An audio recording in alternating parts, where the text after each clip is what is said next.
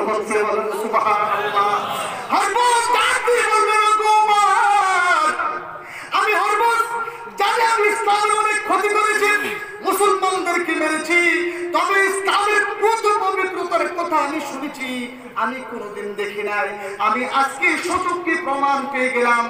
এত কষ্ট দেওয়ার পরেও, আমার হাতের নাগাল পাওয়ার পরেও আমি চালাকি অ্যাপ্লাই করার কারণে আমার মতো কঠিন দুশ্মনকে একমাত্র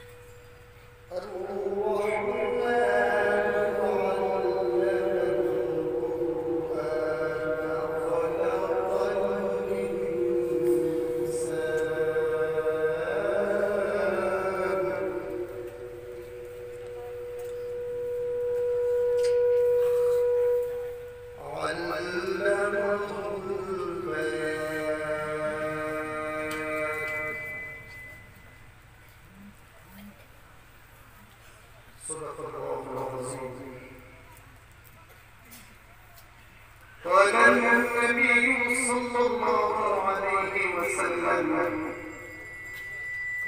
خير من تعلم القرآن وعلمه أو كما قال النبي صلى الله عليه وسلم. وقال الله تعالى في شان حبيبه مخبرا وآمرا إن الله وملائكته يصلون على النبي يا أيها الذين آمنوا صلوا عليه وسلموا تسليما. اللهم صل على سيدنا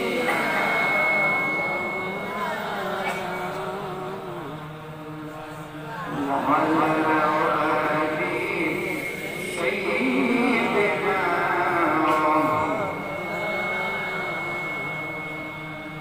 نبي أكرم شفيع أعظم दुखे दिलों का सलाम ले लो शिकस्त कश्ती है तेज धारा नजर से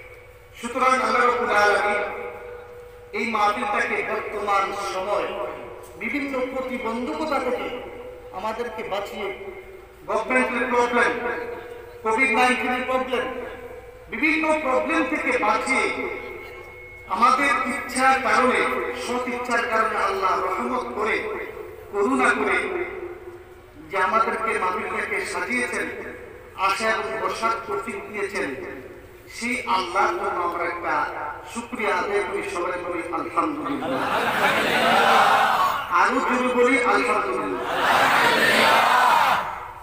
আমাকে বলা হয়েছিল সূরা রহমানের তাফসীর করার জন্য।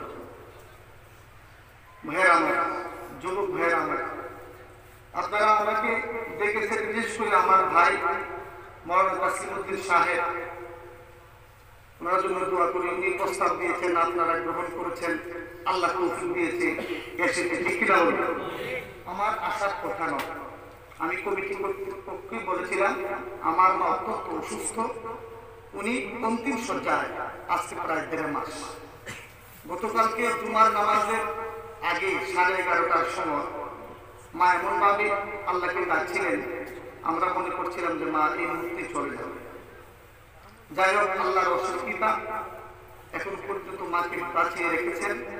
এবং আমি বললাম, ভাই আমার মা অসুস্থ, আমি ভিডিওটা পর্যন্ত দেখাইলাম মার অসুস্থতা।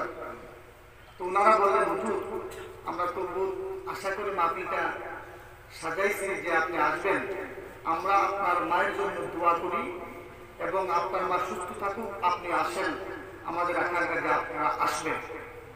আমার ভাইরা বলল, ঠিক আছে যাও, যেতে এরা অনেক আকাঙ্ক্ষা করেছে, তুমি যাও, আল্লাহর উপরে তাওয়াক্কুল করে আমি রওনা দিলাম।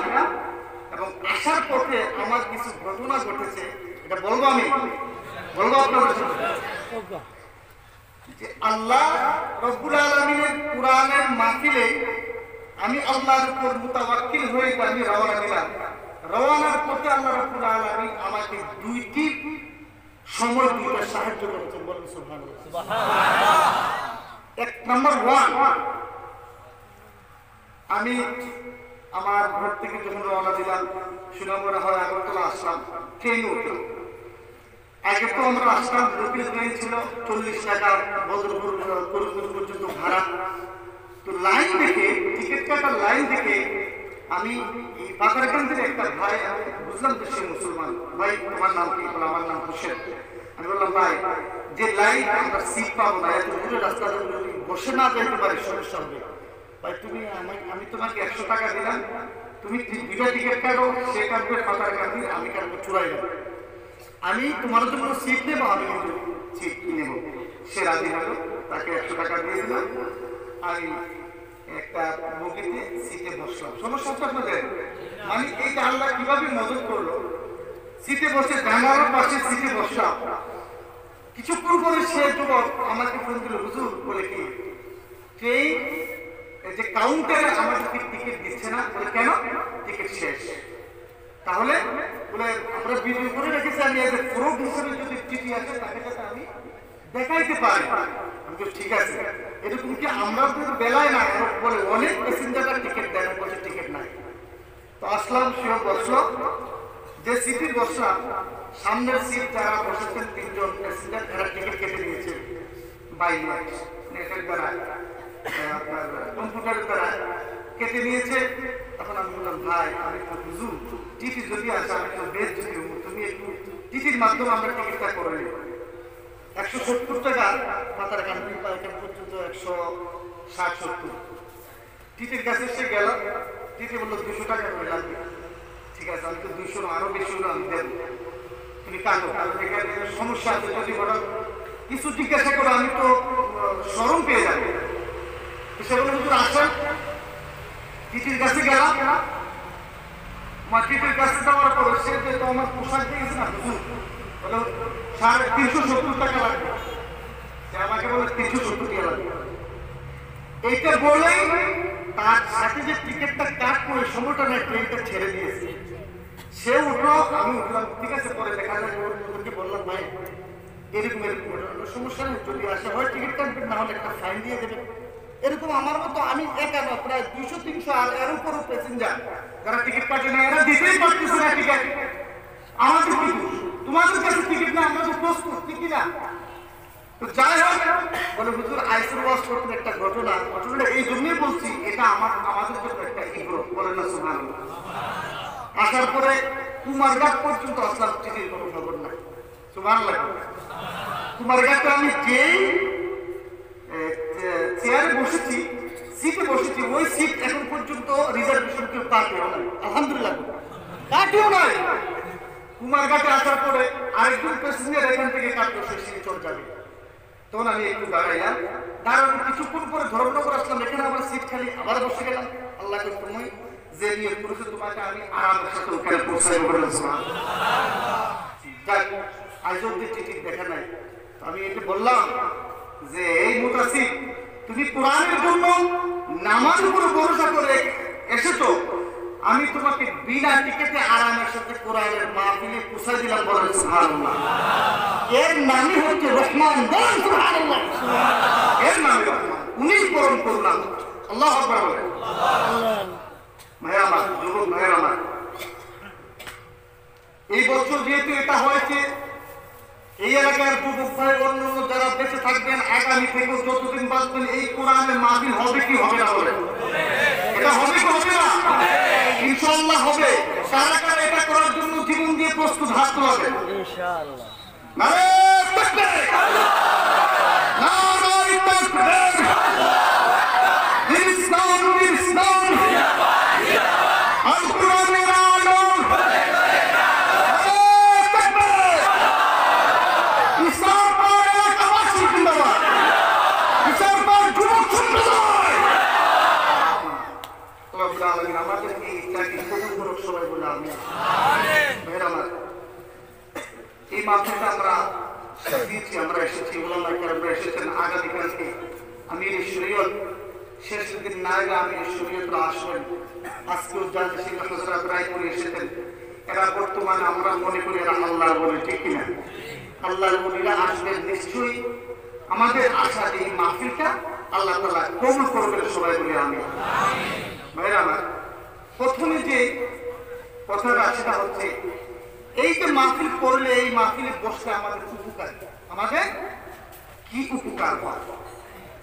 আল্লাহ রাসূল বলতেছেন, ও আমার উম্মত, দুনিয়ার যে কোনো জায়গায়, এটা হাটে হোক, বাজারে হোক, মসজিদে হোক, ঈদগাহে হোক, যে কোনো জায়গায় কোরআন এবং আল্লাহ স্মরণ করার জন্য, রাসূল এবং কোরআনের বয়ান করার জন্য যে মজলিস সাজানো হয়, এই মজলিসটা দুনিয়ার ভিতরে যদিও দেখতে সাধারণ, এটা আল্লাহর কাছে, ফেরেশতাদের কাছে একটা জান্নাতের বাগানে রূপান্তরিত হয়। বলেন সুবহানাল্লাহ।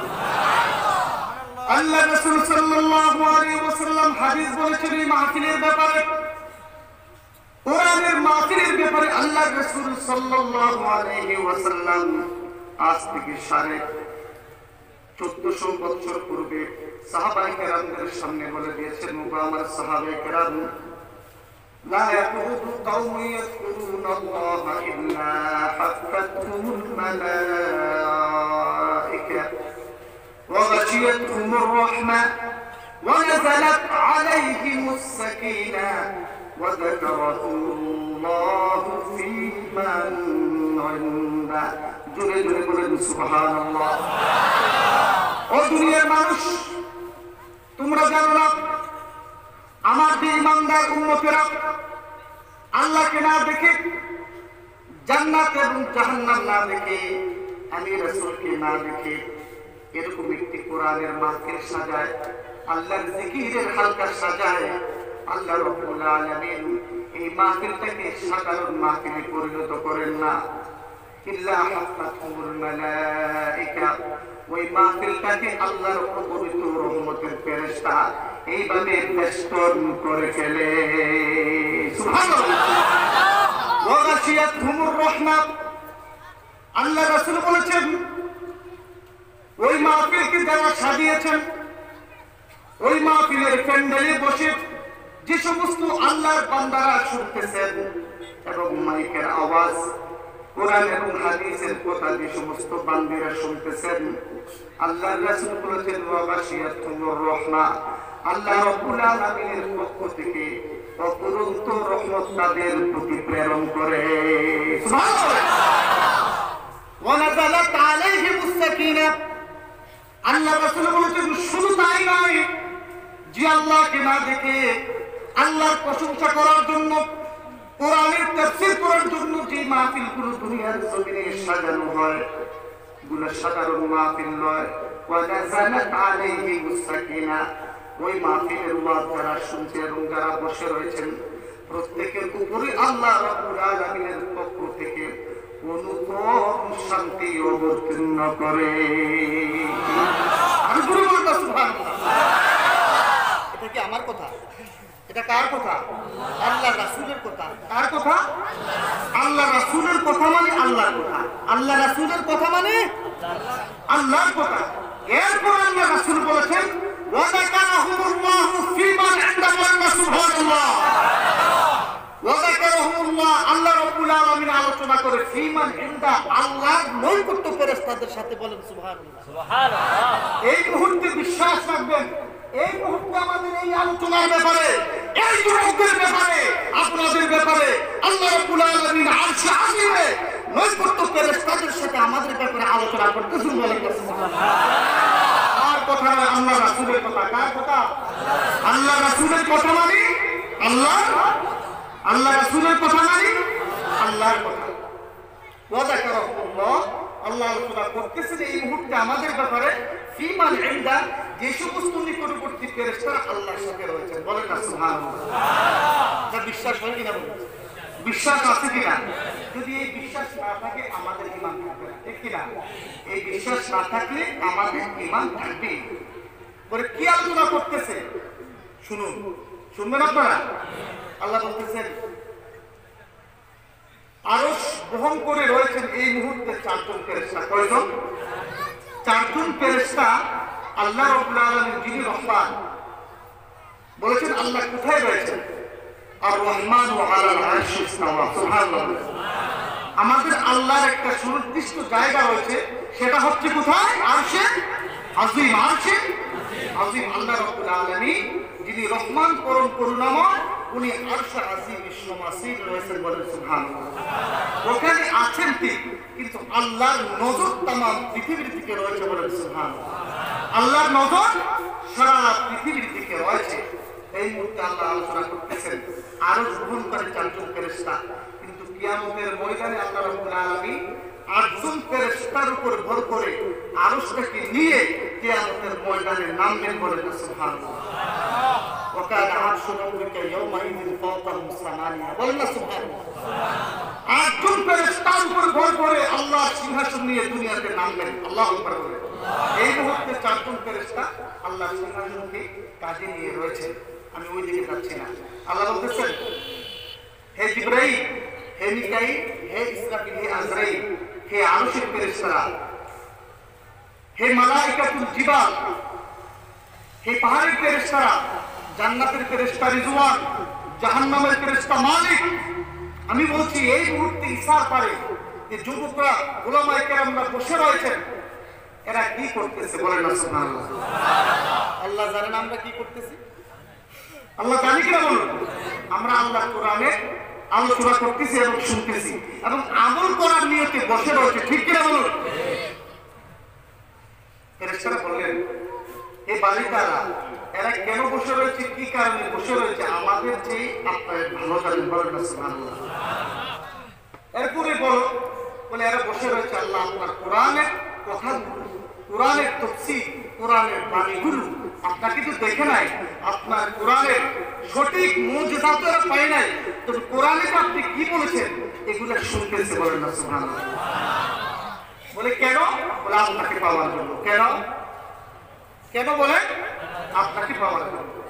তখন আল্লাহ বলতেছেন ও আমার ফেরেশতারা, তোমরা শুনে রাখো, ও আমার ফেরেশতারা তোমরা শোনো, আমি যখন এই দুনিয়ার জমিনে আদম সন্তানদেরকে সৃষ্টি করার জন্য তোমাদের সাথে পরামর্শ করেছিলাম, তোমরা তখন নিষেধ করেছিলেন।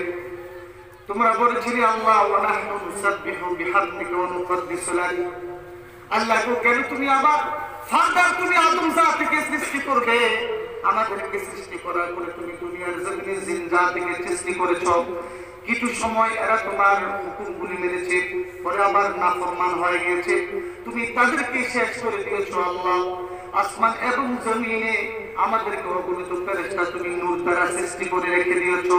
যাকে যেদিন যে ওয়াদা করেছো ওই ওয়াদার পালন করার জন্য আমরা এখনোই ব্যস্ত, কিয়ামত পর্যন্ত ব্যস্ত থাকবো। বলেন সুবহানাল্লাহ।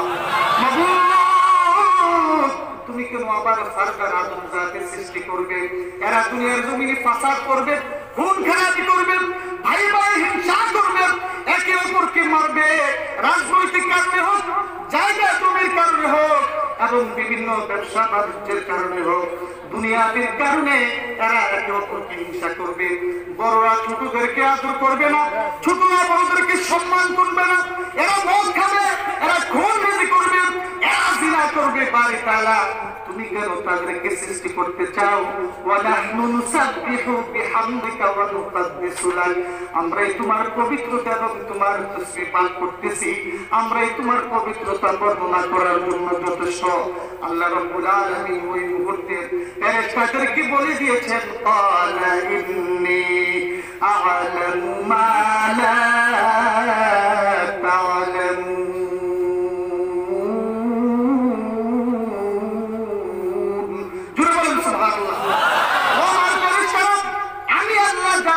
তোমরা তা জানো না। আজকের এই দিনে 2021 জানুয়ারির 23 তারিখে ইসারপাড় করিমগঞ্জ ডিস্ট্রিক্ট সংলগ্ন ইসারপাড়ের মাহফিলে ফেরেশতারা রে, আমাদের যুবক বান্দা বান্দিরা, আমি আল্লাহকে না দেখে আমার কোরআনের তারিখ শোনার জন্য, কোরআনের তরজমা শোনার জন্য, আমি আল্লাহকে পাওয়ার জন্য এখানে যারা বসে রয়েছে, এই ফেরেশতারা তারা কি কোনদিন তাদের প্রভুকে দেখেছে? বলে আল্লাহ তারা কোনদিন দেখে নাই। তারা কি আমার বানানো জান্নাত দেখেছে? বলে দেখে নাই। জাহান্নাম দেখেছে? বলে দেখে নাই। তাহলে তারা কেন বসে রয়েছে? আল্লাহ তারা তোমার করুণা পাওয়ার জন্য, তোমার প্রেম পাওয়ার জন্য, তোমার রহমত পাওয়ার জন্য, তোমার দয়া পাওয়ার জন্য তারা এখানে এই মাহফিলটাকে সাজিয়েছে। আল্লাহ রাব্বুল আলামিন এই মুহূর্তে ফেরেশতাদেরকে সাক্ষী দিয়ে বলছেন, ফেরেশতারা তোমরা শুনে রাখো, যারা আমার মুহাব্বতে, আমার কোরআনের মুহাব্বতে এত সুন্দর একটা মাহফিল সাজিয়েছে, টাকা পয়সার উপরে তারা ছুরি চালিয়েছে, তারা শ্রম করেছে, তাদের গা থেকে ঘাম ঝরেছে, ফেরেশতারা আমি তোমাদেরকে সাক্ষী রাখলাম।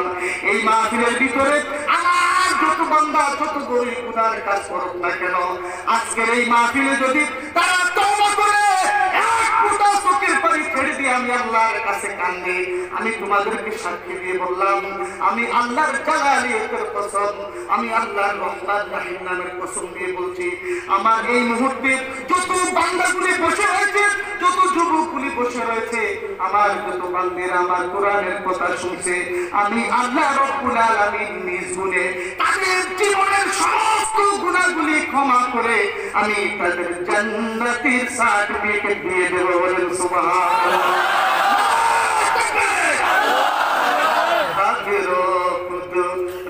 तारी पर कमाल अंत रब्बी अंत हस्बी दुल जलाल ही कादिर जलीलुल्लाह जहादर बहर हाले तू ही मेरा निगाहदर। আপনারা এই মাহফিলটাতে আসায় খুশি না? বলেন নিশ্চয়ই খুশি। আপনারা মনে রাখবেন একটি কথা, রহমানের কথা বলছি আমি। আল্লাহ বলছেন, বিসমিল্লাহির রহমানির রহিম,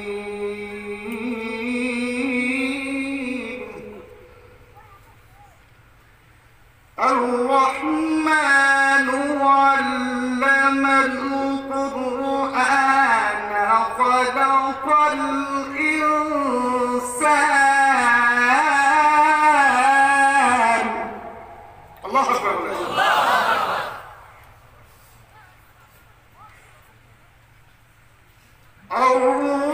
আর-রহমানু আল্লামাল কুরআনা খালাকাল ইনসানা আল্লামাহুল বায়ান। আরো জোরে বলুন আল্লাহু আকবার। আল্লাহর কোরআনের তেলাওয়াত কি সুন্দর লাগে না? কথা বলেন, সুন্দর লাগে না?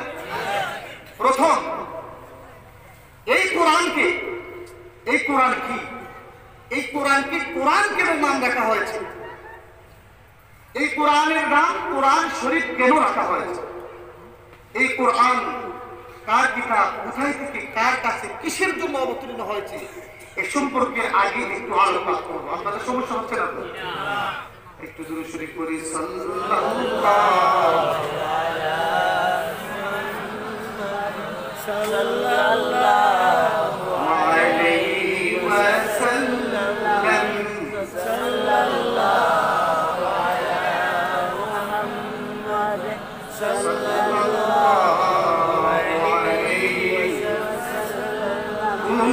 रंगाया तूने मैदान करबला,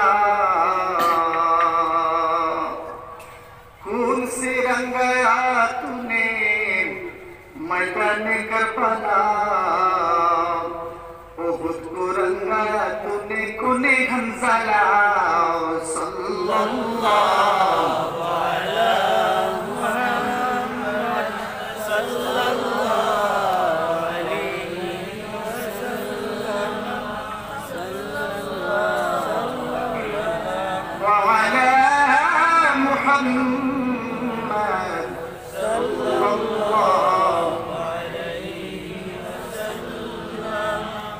আমাকে দেওয়া হয়েছে সূরা রহমান। সূরা রহমান এটা কোরআনে কারীমে 27 পারার 55 নম্বর সূরা। সুবহানাল্লাহ।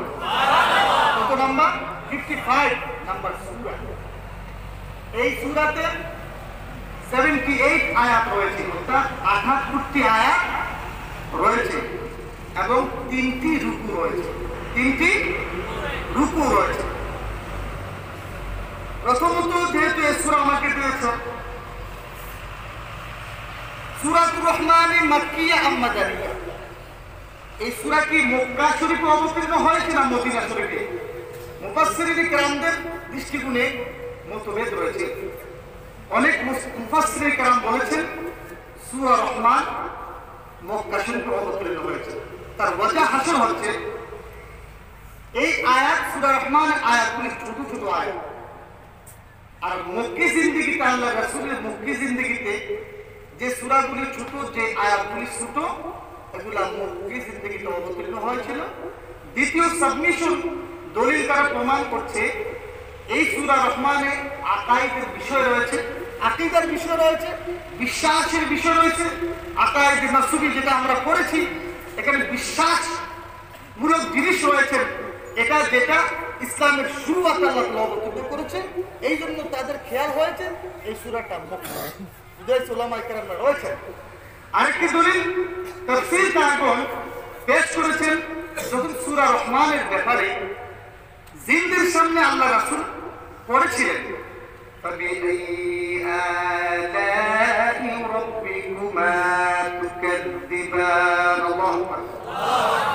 বিভিন্ন আয়াত করে বিভিন্ন নিয়ামতের কথা বলে আল্লাহ তাআলা এই ফাবিআই আলাই রাব্বিকুমা তুকাদ্দিবান 31 বার বলেছেন। বলেন আল্লাহু আকবার। কয়বার বলেছেন? ফাবিআই, কোন জিনিস, আলাই, আমার নিয়ামতের মধ্যে, তুকাদ্দিবান, তোমরা অস্বীকার করো। আল্লাহু আকবার। আমার বান্দারা, আমি তোমাদেরকে এই সূরার ভিতরে যতগুলি নিয়ামতের কথা বলেছি, এই নিয়ামতগুলি কোন কোন নিয়ামত তোমরা অস্বীকার করো। আল্লাহু আকবার। এই কথাটা আল্লাহ কতবার বলেছেন? 31। রূপ ভাই, আপনাদের শুনতে সমস্যা হচ্ছে? 31 বার বলেছেন। 31 সেই আল্লাহ। তো লাইলাতুল জিনে যখন জিনদেরকে আল্লাহ রাসূল সূরা রহমান শোনাচ্ছিলেন, তখন এই সূরাটা যখন আবার সাহাবায়ে কেরামদেরকে শোনাতে লাগলেন, সাহাবায়ে কেরামরা শুনে, এত নিয়ামতের কথা শুনে সাহাবায়ে কেরামরা চুপ রয়েছে, কিছুই বলছেন না। তো নবীজি বললেন, ব্যাপার কি আল্লাহ এত সুন্দর নিয়ামত বনি আদমকে দিয়েছে, তোমরা যে কিছু বলতেছো না? অথচ এই সূরা রহমান শুনে জিনেরা একটা সুন্দর যুক্তি করেছিল। বলেন না সুবহানাল্লাহ।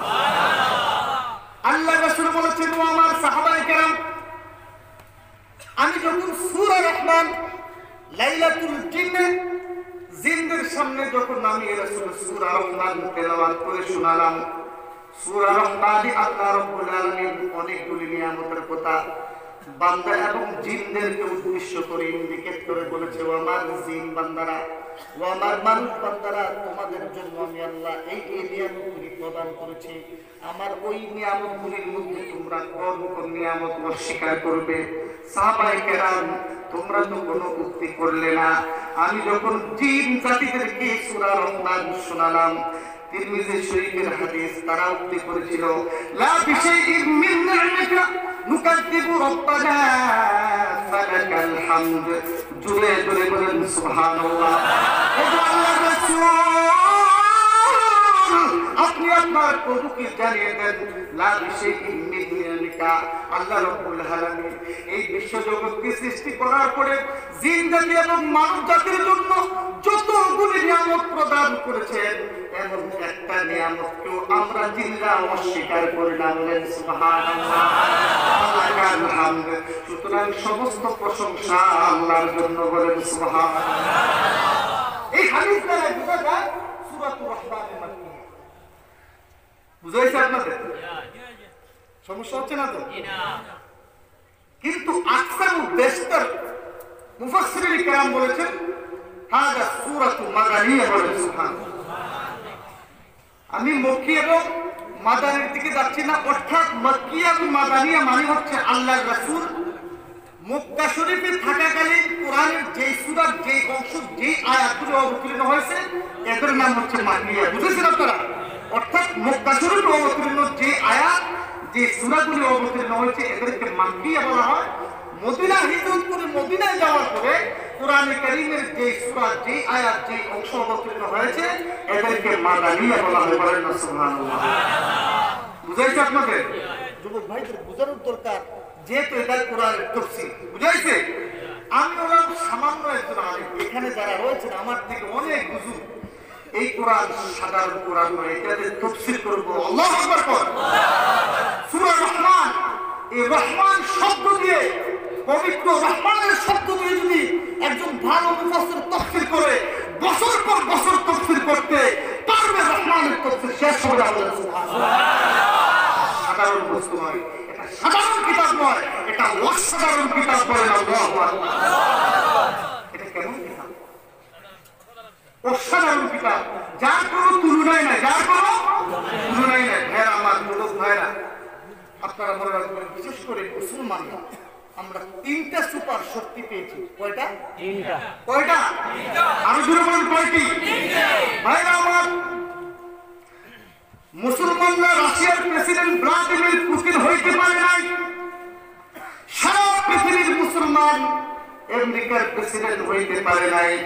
যারা বর্তমানে সারা বিশ্বের মহাশক্তিধর ফ্রান্সের প্রেসিডেন্ট হইতে পারে নাই, ইমানুয়েল ম্যাক্রন হইতে পারে নাই, ভারতবর্ষের প্রেসিডেন্ট হইতে পারে নাই, চীনের প্রেসিডেন্ট হইতে পারে নাই, ব্রিটেনের প্রেসিডেন্ট হইতে পারে নাই, যারা নাকি বর্তমান যুগে সারা পৃথিবীকে শাসন করছে, ঠিক কিনা ভাইরা আমার? কোনো সমস্যা নেই, কোনো অসুবিধা নেই। কিন্তু মুসলমানরা যদিও বিশ্বজগতের পাওয়ারফুল আসতে পারে নাই, কিন্তু মুসলমানদের হাতে, মুসলমানদের অন্তরে এমন তিনটি শক্তি রয়েছে।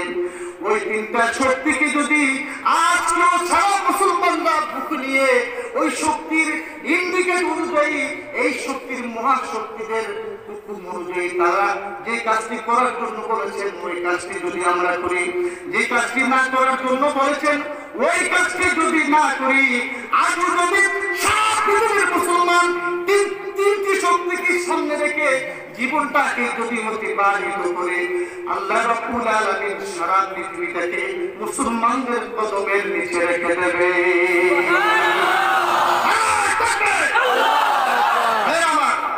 যখন পৃথিবী সারা পৃথিবী মুসলমান শাসন করেছিল, ওই সময়কার মুসলমান এই তিনটা শক্তিকে বুকের ভিতরে নিয়ে এটাকে নিজের জীবনের চেয়ে ভালোবেসে যখন তারা রাজত্ব করেছিল আল্লাহ রাব্বুল আলামিন, তখন সারা পৃথিবীকে মুসলমানদের পদতলে বিছিয়ে দিয়েছিলেন। ঠিক কিনা বলেন?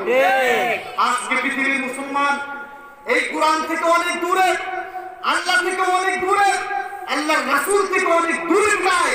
আজকে মুসলমানরা সারা পৃথিবীর দুনিয়ার শক্তির সামনে একটা হাস্যকর পুতুল হিসাবে পরিণত হয়েছে, ঠিক কিনা? কোথাও পিঁপড়ার মতো না হচ্ছে, বন্দুকের গুলির দ্বারাই নির্মমভাবে হত্যা করা হচ্ছে। বার্মা থেকে নিয়ে সারা পৃথিবীর আনাচে কানাচে মুসলমানদের উপরে নির্যাতন স্টিমার চালিয়ে দেওয়া হচ্ছে। এরা অন্যের কোনো দোষ নয়। আমি অমুক সরকারকে, অমুক প্রেসিডেন্টকে আমি দোষারোপ করবো না, দোষ আমরা মুসলমানদের নিজেদের, ঠিক কিনা? কারণ মুসলমান মূল স্রোত থেকে দূরে সরে গিয়েছে, মুসলমান এই কোরআন থেকে দূরে সরে গিয়েছে বিদায় আল্লাহর পক্ষ থেকে বিভিন্ন শক্তির মাধ্যমে মুসলমানদের উপরে আযাব অবতীর্ণ হচ্ছে, ঠিক কিনা ভাই আমার? ইমানের দাবি শুধু বসে থাকা নয়, ইমানের দাবি হলো কিছু বিনিময়। ইমানের দাবি শুধু বসে থাকা নয়, কোরআনের দাবি হলো কিছু বিনিময়। সেই বিনিময় যদি কলিজার ঘাম হয়, সেই বিনিময় যদি কলিজার ঘাম হয়, তৈরি থাকি যেন ও গো দয়াময় আমার প্রভু দয়াময়। ভাই আমার, আপনারা বলেন এই কোরআনকে ইবাদত করার জন্য আমরা জীবন দিতে প্রস্তুত আছি কিনা বলেন? ইনশাআল্লাহ। হাত তুলে দিন। ইনশাআল্লাহ।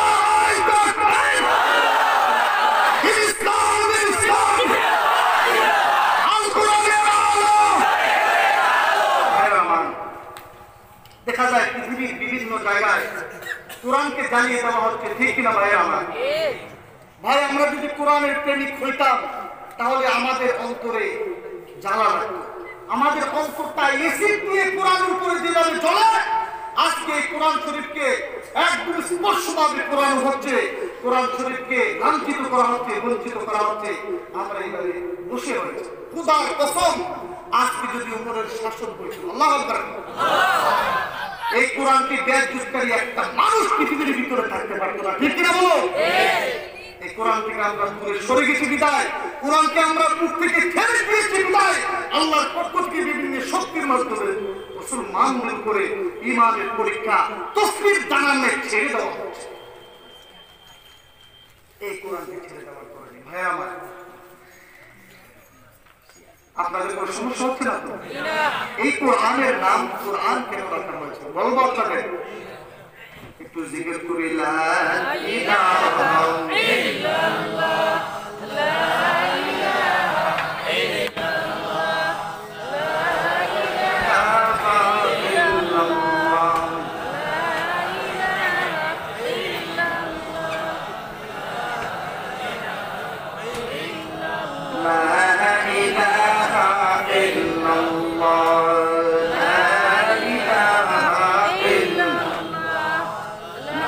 ইলাহা ইল্লাল্লাহ,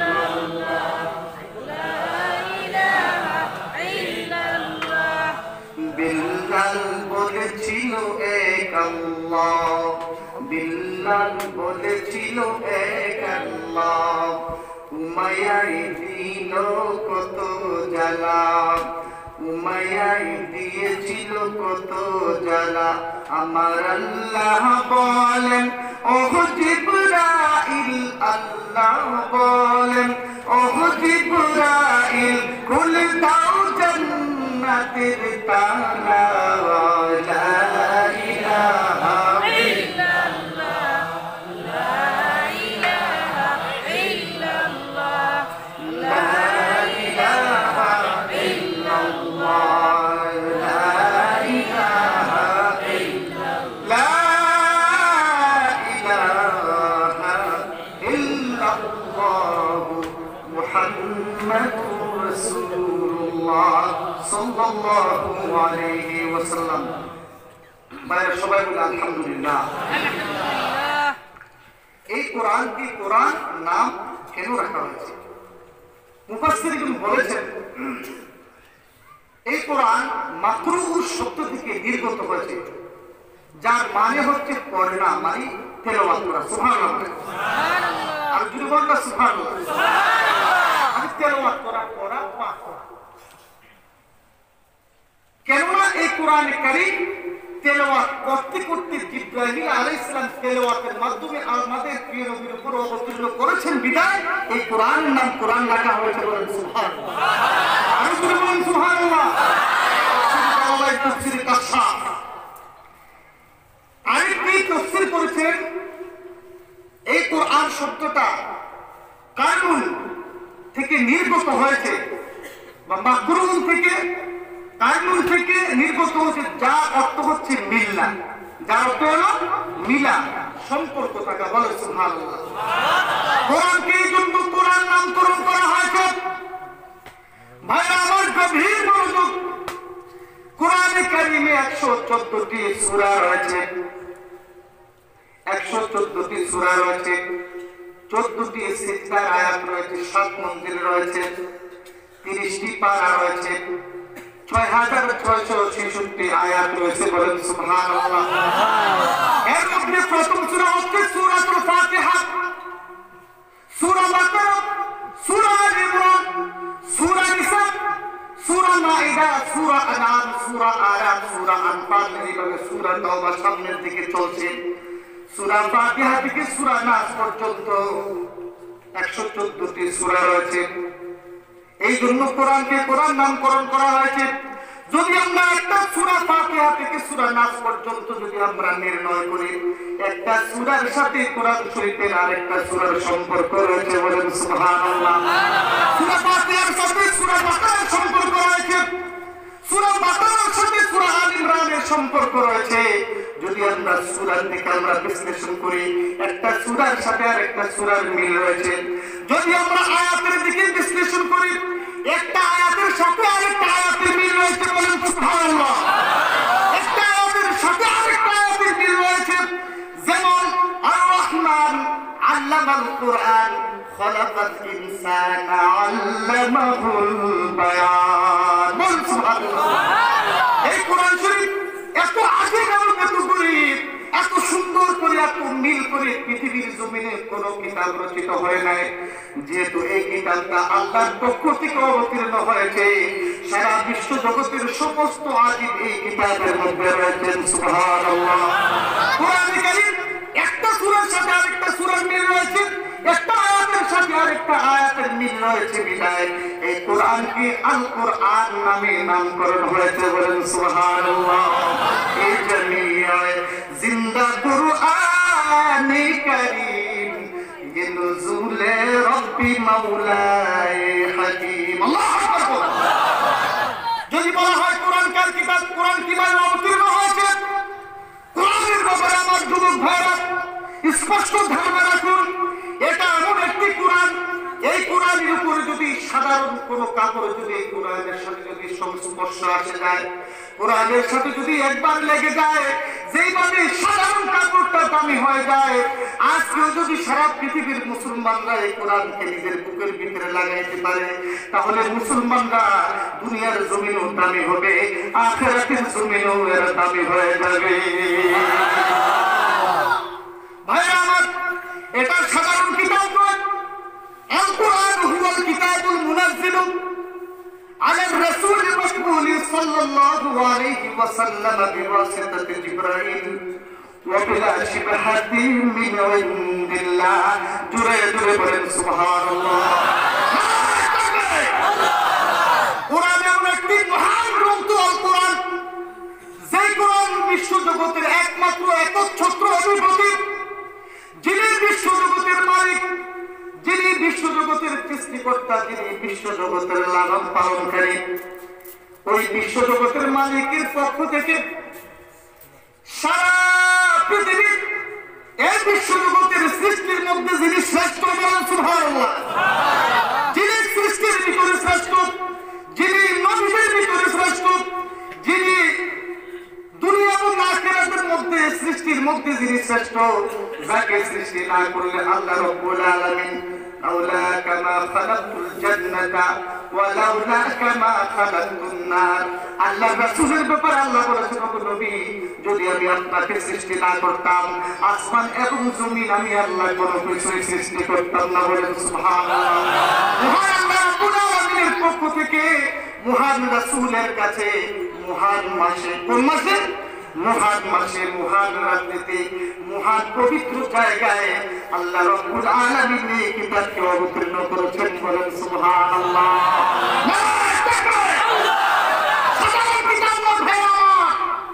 আল্লাহর পক্ষ থেকে 12 মাসের ভিতরে সবচেয়ে বরকতপূর্ণ মাস, মর্যাদা সম্পূর্ণ মাস মাহে রমজান, রমজান মাসে এবং লাইলাতুল কদরের সবচেয়ে মর্যাদা সম্পূর্ণ রাত্রি। বলেন সুবহানাল্লাহ। লাইলাতুল কদরি খায়রুম মিন আলফি শাহর, এমন একটি শুভ রাত্রিতে আল্লাহ রাব্বুল আলামিন এই কোরআনকে আমাদের জন্য আমাদের রাসূলের উপর অবতীর্ণ করেছেন। এই রাত্রিটা হচ্ছে 1000 মাসের চেয়ে উত্তম। বলেন সুবহানাল্লাহ। এই বরকতময় রাত্রিতে আল্লাহ রাব্বুল আলামিন মুসলমানদের জন্য, তামাম পৃথিবীর সমস্ত মাখলুকের জন্য, জিন এবং ইনসানের জন্য রহমত হিসাবে, জীবনের সঠিক মাপকাঠি হিসাবে এই বিশ্বজগতের শুরু থেকে শেষ পর্যন্ত যা কিছু ঘটেছে, বর্তমানে যা কিছু ঘটতেছে, কিয়ামত পর্যন্ত যা কিছু ঘটবে, সমস্ত জ্ঞানে কোরআনের ভিতরে আল্লাহ ঢেলে দিয়ে বিশ্ব মানুষের হেদায়েতের জন্য প্রেরণ করেছেন। বলে সুবহানাল্লাহ। এটা সাধারণ কোরআন নয় আমার। এই কোরআন পেয়েও আজকে মুসলমানেরা মার খাচ্ছে। তার কারণটা, মার তো খাবেই। আল্লাহ বলতেন দেখো শ্রেষ্ঠ নিয়ামত আমি তোমাদেরকে দিলাম, এই নিয়ামতের না কদর করতেছো তোমরা, যার কারণে তোমাদের উপরে মুসিবত অবতীর্ণ হচ্ছে। ঠিক কিনা ভাই আমার? আজকে যদি এই কোরআন মুসলমান বুকে নিয়ে নেয়, বুকে নেওয়া মানে এটাকে এইভাবে ধরে রাখা, এটাও একটা ফজিলত অবশ্যই আছে, কিন্তু এটা বুকে নেওয়া মানে এটাকে শিখা, এটাকে শিখা এবং তদনুযায়ী আমল করা, এটার নাম হচ্ছে কোরআনের হেফাজত। বলেন সুবহানাল্লাহ। ওইটা যদি করেন, এই কোরআন যা সিনার ভিতরে থাকবে, এই কোরআনকে যে ভালোবাসবে, দুনিয়ার মাটিও তাকে স্পর্শ করতে পারবে না। বলেন সুবহানাল্লাহ। আর জোরে বলেন না সুবহানাল্লাহ। এটা সাধারণ কিতাব নয়। কোন এক মাহফিলে আগেরকার এক ঘটনা, একজন হুজুর ওয়াজ করেছিলেন যে কোরআন শরীফের এত ফজিলত, ওযু করার পরে তেলাওয়াত করলে এক ফজিলত, ওযুর সাথে নামাজে এক ফজিলত। সুবহানাল্লাহ বলেন। ওযু না থাকলেও নাজাসাতে গলিজ যদি না থাকে, আপনার প্রতি যদি গোসল ওয়াজিব না হয়, তাহলে ওযু নাই কিন্তু আপনি মুখোমুখি কোরআন শরীফ তেলাওয়াত করতে পারবেন, এটাও ফজিলত। বলেন সুবহানাল্লাহ। অনেক ফজিলত। তো এটা করলে কি হয়, যেমন কোন মৃত ব্যক্তির সামনে মৃত্যু শয্যায় এসে কাঁপছে, সূরা ইয়াসিন তেলাওয়াত করে যদি ওই মৃত্যু শয্যায় শোয়া ব্যক্তির কানে যদি ফু দেয়, আল্লাহ রাব্বুল আলামিন মৃত্যুর যন্ত্রণা লঘু করে দেবেন। কোরআন কারীমে একটি সূরা রয়েছে, সূরাতুল মুলুক। কি রয়েছে? সূরা মুলুক, 29 নম্বর প্রথম সূরা। বলা হয়েছে আল্লাহর কোন বান্দা বান্দি যদি এশার নামাজ পড়ে, সূরা মুলুক তেলাওয়াত করে ঘুমিয়ে পড়ে, সূরা মুলুক তেলাওয়াত করে ঘুমিয়ে পড়ে, আগামী কালকে এশার নামাজ হওয়া আগ পর্যন্ত সমস্ত বিপদ আপদ থেকে আল্লাহ তাআলা হেফাজত করে। বলেন সুবহানাল্লাহ। আগামী রাত্রি আসার পূর্বে যদি ওই বান্দা মৃত্যুবরণ করে, এই সূরা মুলুক কবরে হাসরে তাকে পাহারা দিয়ে, তার সিফা সালানোর শরীক হয়ে তাকে জান্নাত পাহারা দিয়ে জান্নাতে নিয়ে যাবে। বলেন সুবহানাল্লাহ। কত বড় ফজিলত কোরআন কারীম।